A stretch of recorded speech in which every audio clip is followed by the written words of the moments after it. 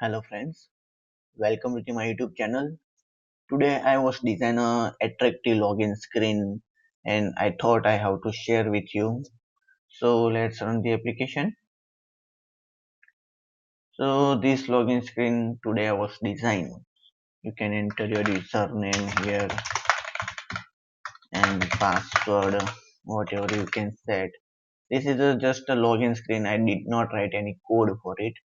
So you can see in the designer we use the label controls and line edit control and button control and also one checkbox control and set the style sheet about that, also about set the style sheet of Q line edit control and also set the label control.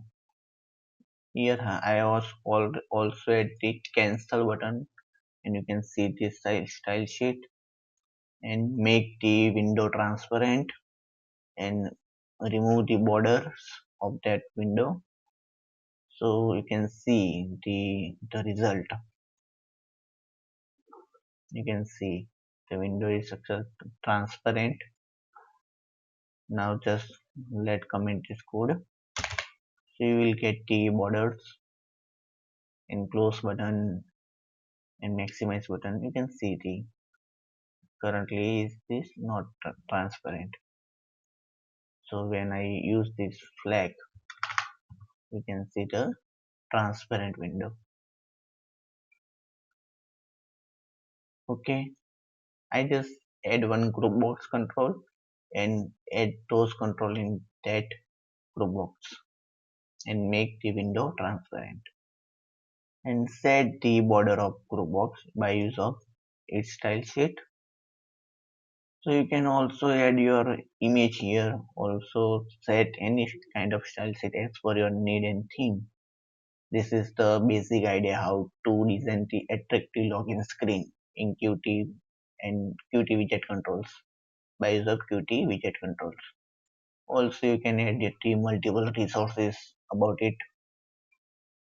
So this is the login screen.